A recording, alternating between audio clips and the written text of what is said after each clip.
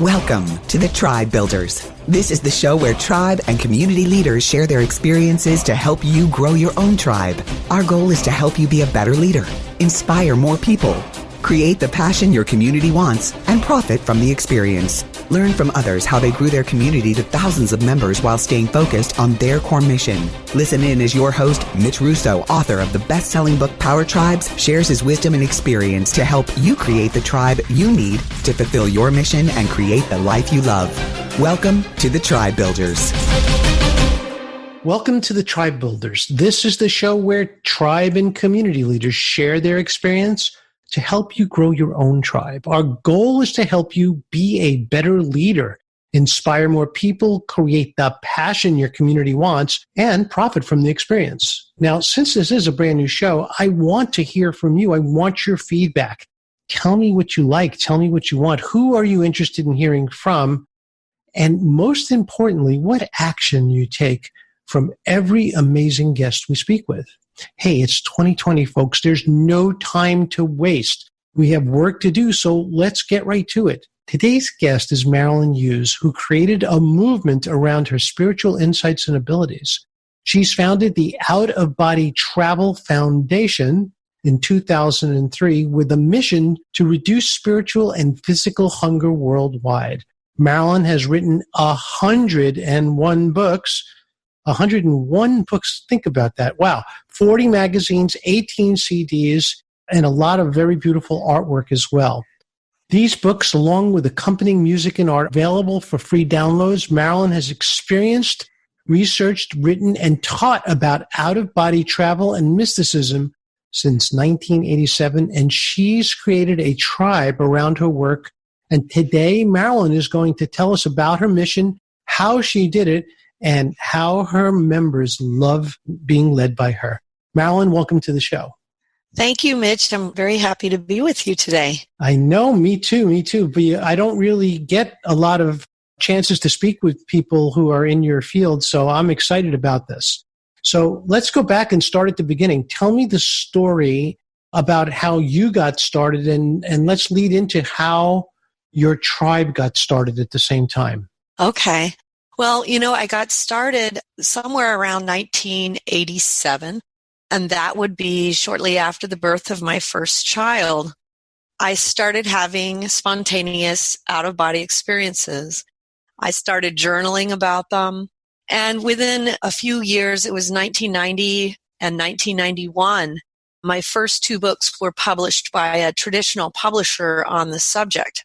And then it was in 2003 that I began to build my own tribe. Ironically, it was the idea of my original publisher that I should consider creating my own publishing company around my subject matter being out-of-body travel, because he felt that I had a very unique niche and that I could have a part of the market share there that wasn't really being covered well.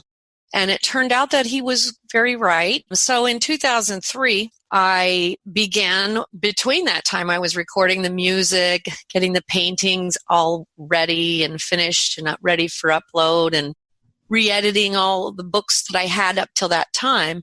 And in 2003, I took what were the first two books that I had and my first children's book. I have three of those books are children's books.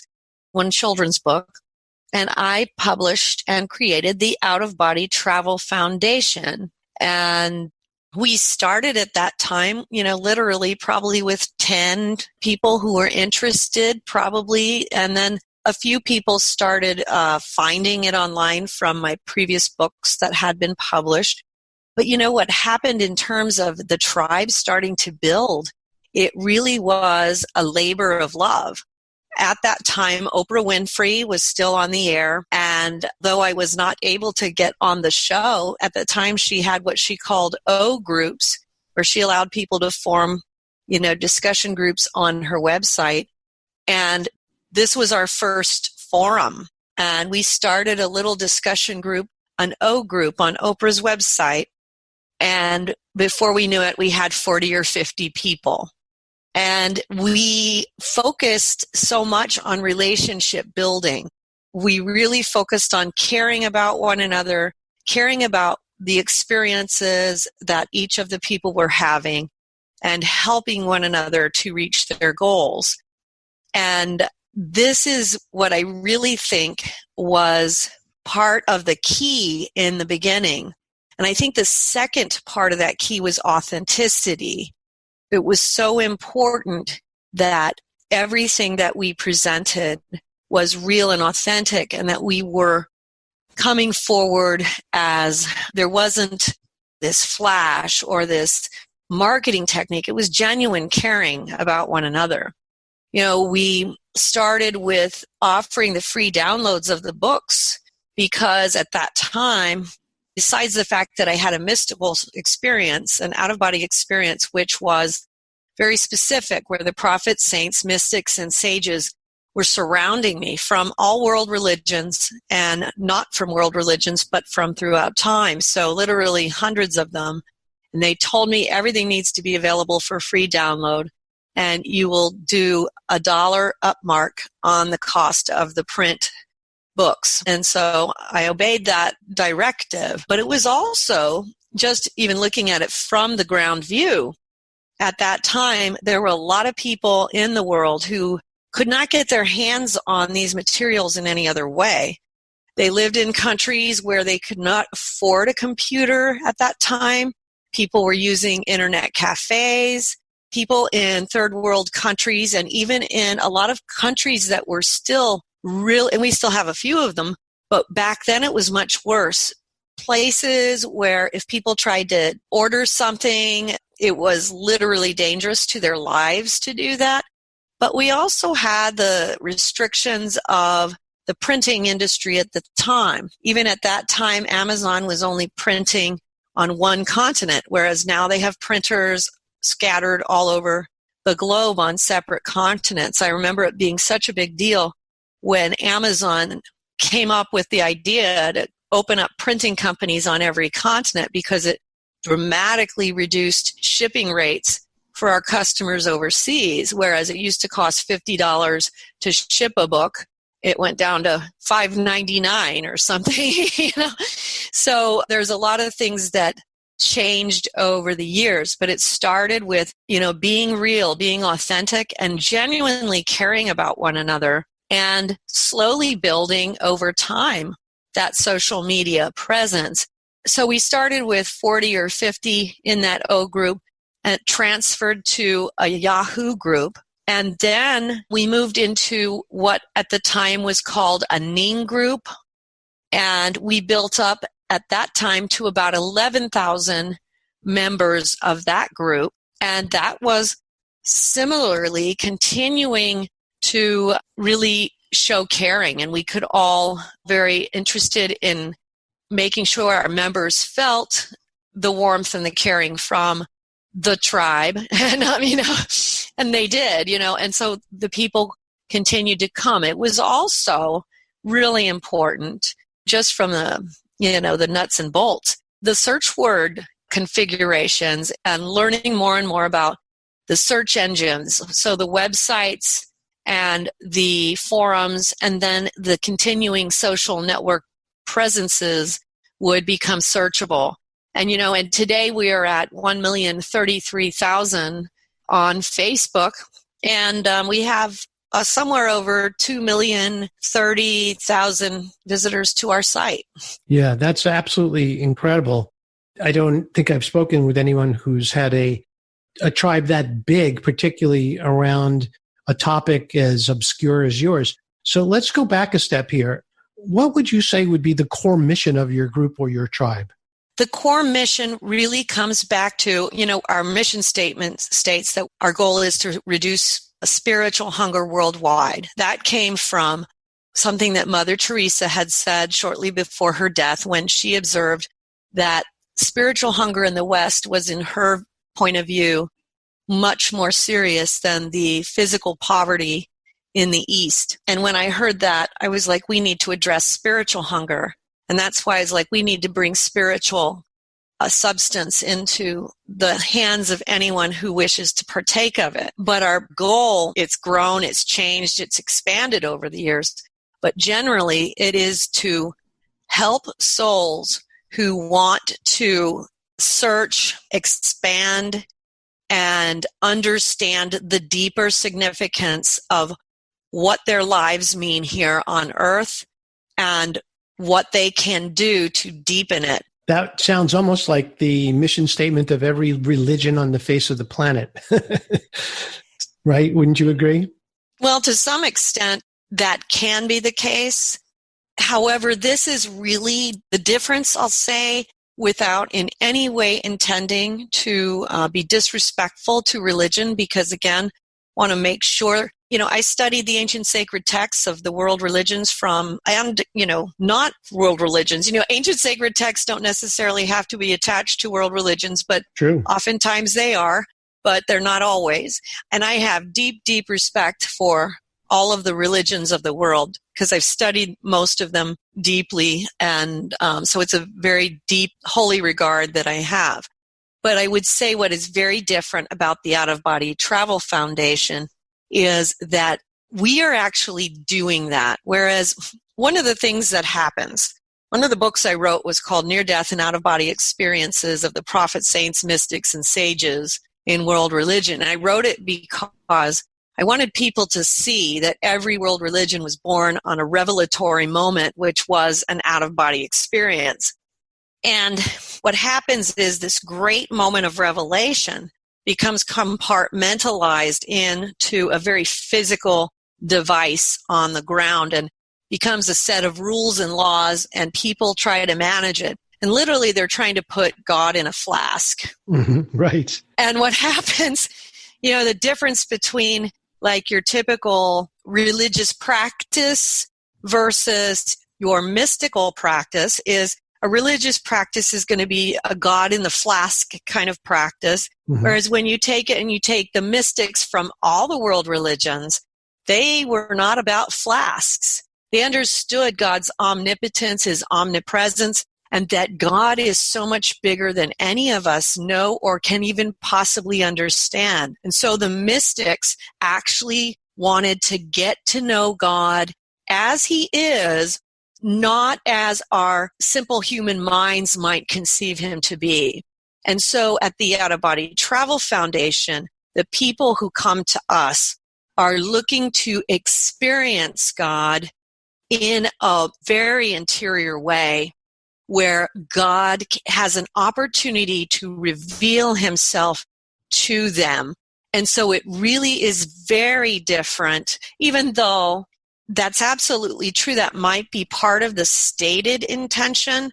But what we often see in many of the religions as they end up being practiced on the ground is that it sometimes puts many boundaries and barriers to that happening for the person who is seeking God, where you can't do this, you can't, and I'm not talking about moral laws and things like this. I'm talking about the way that we constrain the seeker from allowing the seeker to receive the Holy Spirit in whatever faith they may be practicing, where God is allowed to reveal himself through an out-of-body or mystical experience.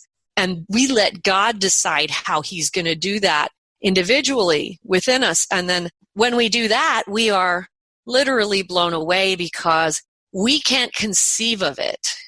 And that's why we want to let God show us, because if we try to think it up, we're going to come up with something far inferior to what God is going to show us. Sure. And it makes a lot of sense. Let's dive a little bit deeper into this.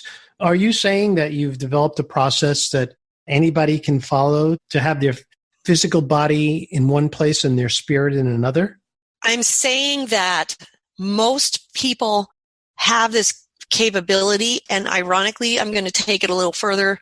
The reality is the human being does this already. It's just that we are not conscious of it. It's an unconscious state that we experience. Most people experience it in sleep. So what we have developed is a way to bring it to the conscious mind of the human soul. And it's not a technique. There's a lot of people who do have some techniques. Many of them work. Many of them are less successful. But the way that we do it is actually much more akin to the tradition of the mystics from throughout the world and throughout the ages of all the world faiths. It's very similar to what, if you read those ancient sacred texts from all those traditions and focus on the mystics and the mystical writings, you'll see it's pretty universal that there are techniques that have been left behind in writing by those great souls, and it's more the path that was laid out that is the mystical path. It's not really new or anything like that. It's not a technique. It's really more the mystical way. And what we're doing too is bringing it to the conscious mind. So, a lot of my readers will find, I usually recommend to people they start with 2 of my books, Come to Wisdom's Door and The Mysteries of the Redemption.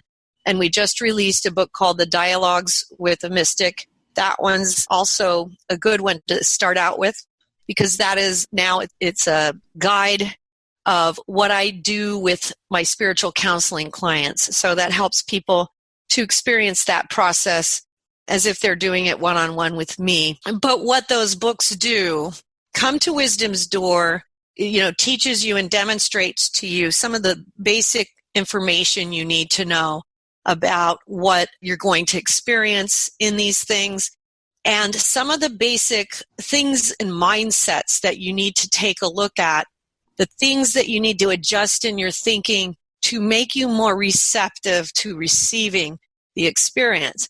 When you read The Mysteries of the Redemption, that literally, it's almost like making possible what was previously not possible in your mind. And just even the understanding of that starts making it more likely that these things will come to your conscious memory. A lot of people report having spontaneous experiences shortly after they start with those 2 books. Wow, that's impressive. Let's take a step back and talk more now about the tribe itself.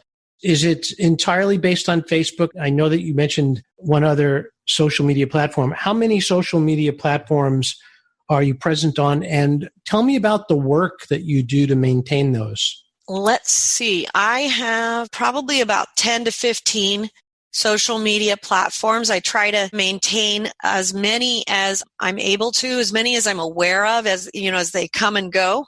Because, some of these platforms come and go, and a lot of them have come and gone over the years, so I've had to try to keep up.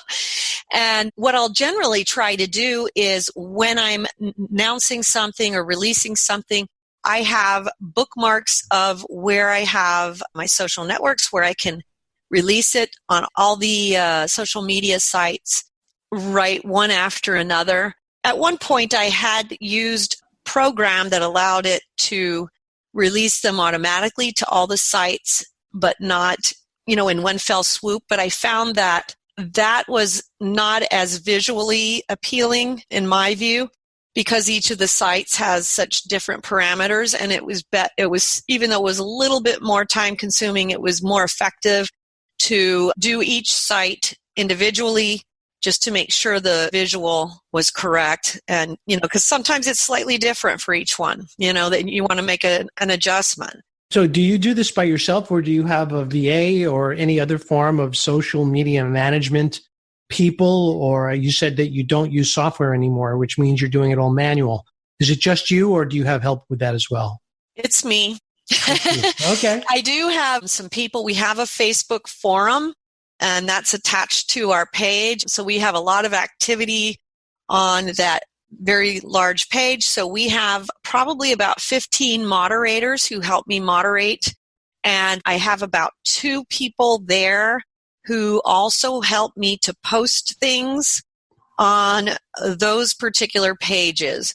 The other ones I take care of myself, but that helps a lot just because definitely it's helpful to get other people involved. I have definitely found that it's good to have other eyeballs on for catching things you don't want on the site, but it's also good to have people from different backgrounds, moderating, because they throw up different kinds of material And it's just one thing that can be difficult, and I've dealt with over the years, is just trying to help those other moderators not to fight amongst themselves, to understand that this is actually the intention. We want to have different viewpoints demonstrated in our moderation so that we are literally making it clear that we honor the fact that we don't all agree on everything. Of course. And, the other fact, one of the things that I did from early on that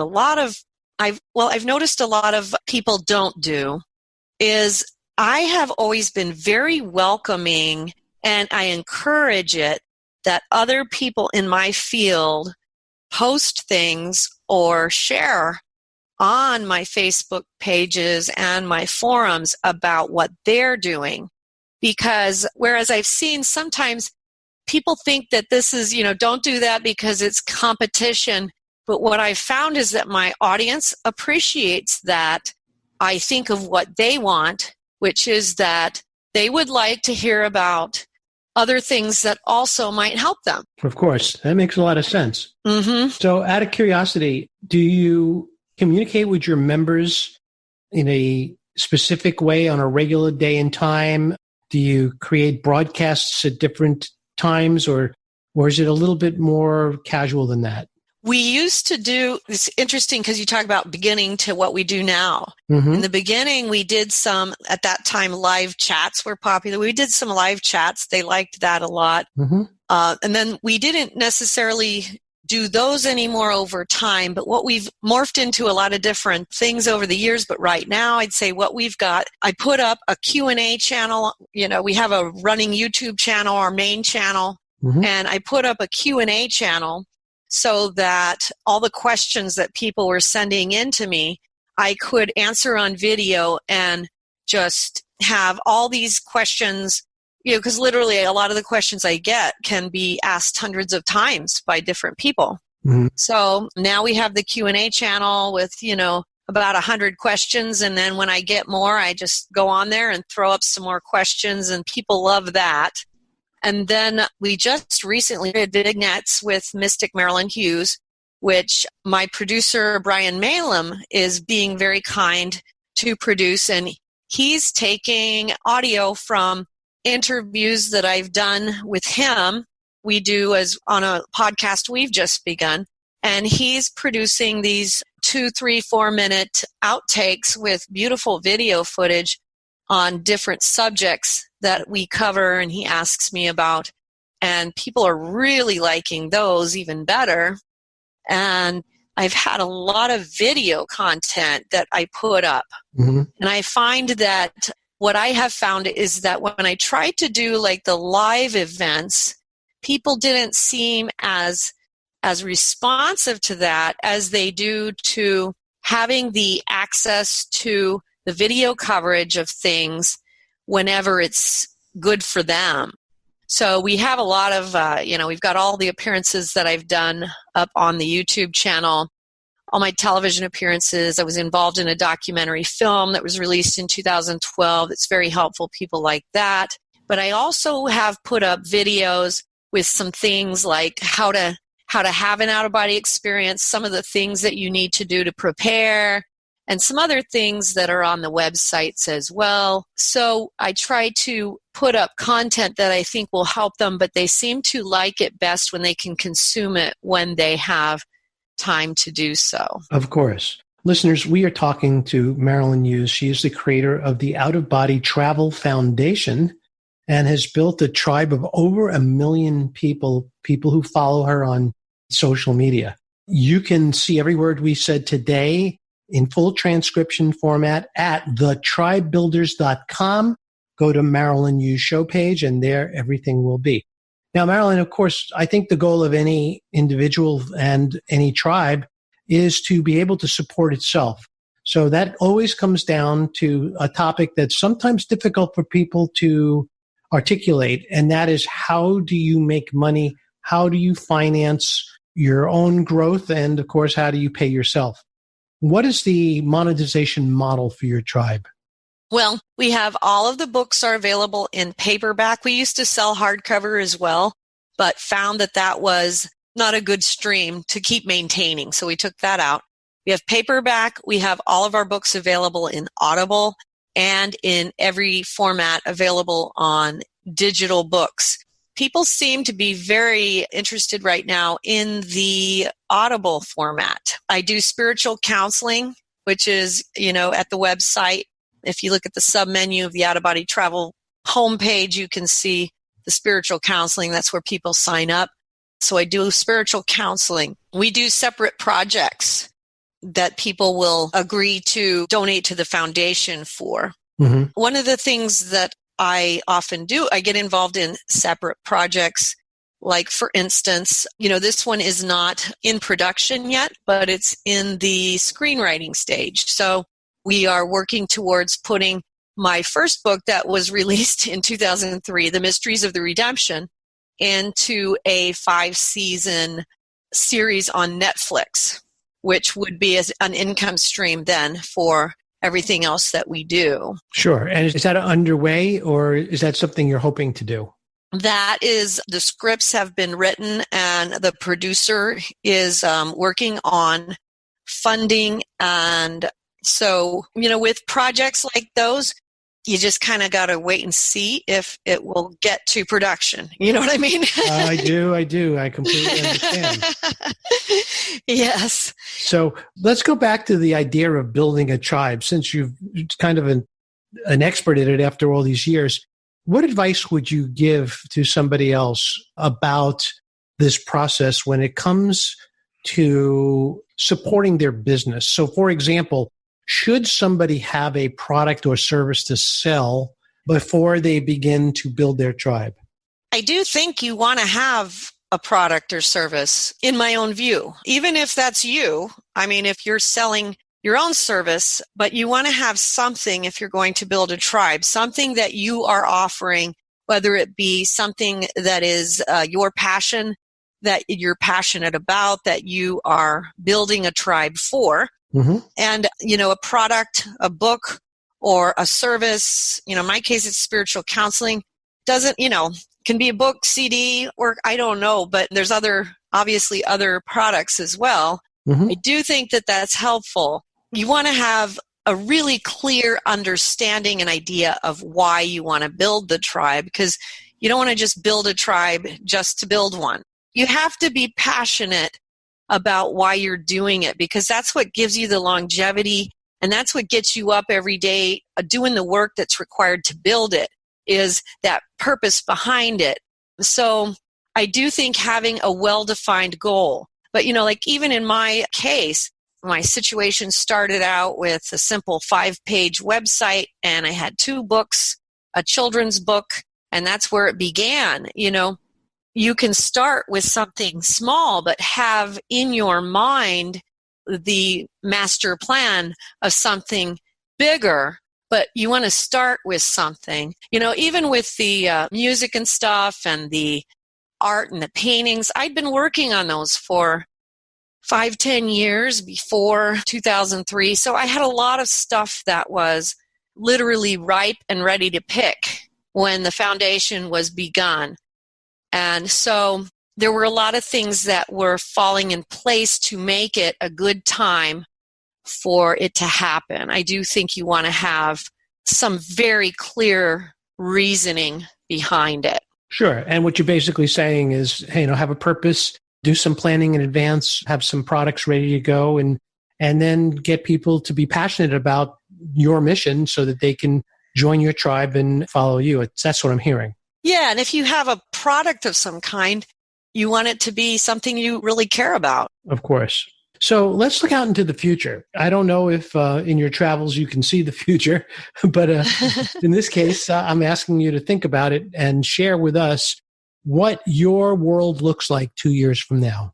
Well, my world, I will likely be doing things very similarly. I will be doing the daily grind.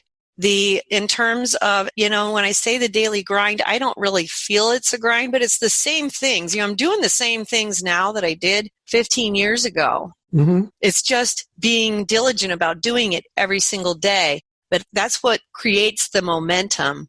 In terms of, seeing into the future and the prophetic things about that are going on in today's times, I can save that for another interview. But, in terms of what I would like to see happening in 2 years, I would like to see, the Netflix thing moving forward, maybe having a season underway, and that we would be moving this message into more and more forms of communication. So moving into Netflix, maybe we come up with other ways to do this. We have been talking about, with the same producer, filming online classes on out-of-body travel. So I see that as possibly being something we might have in 2 years. There's a lot of ideas that maybe manifest by that time.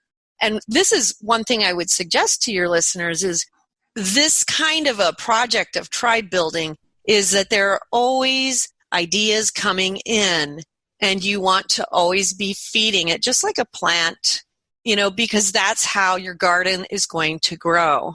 So my garden is hopefully going to grow by placing this message in as many new communication receptacles as I can. So I see that as film, TV, courses, and other ideas that might still be brewing, so to speak. Does that make sense? It does, and it looks like a very bright future. I'm thrilled to hear about all your activity.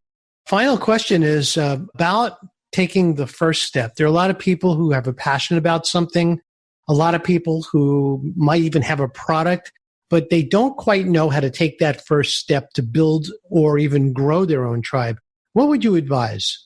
The biggest step is taking the first step, which is literally just do the next thing. This is advice I've given to a lot of people because someone told me this, and I think I still try to remember who it was. It might have been my husband's grandfather, which was do the next thing. And this is especially, like when you're very confused or you're overwhelmed, do the next thing. So you've got the product or you have an idea. Let's start with someone who's got the product. Okay, then you got to take your product and what is the next thing? What is required to take that to the next level? Is it something you need to put together a website? Is it something where you need to get it onto the shopping network on TV? Is this something you need to get to manufacturing? Whatever that next step is, you want to take it. So like when I had the idea about, my publisher told me, I think you should consider that you might have a niche market here. And I said, okay. And I laughed, but then when I started thinking, I was like, that's interesting. If I did it, what would I call it? And, maybe 2 weeks to 2 months, I said, I'd call it the Out of Body Travel Foundation. So I've got the name, which carries till today.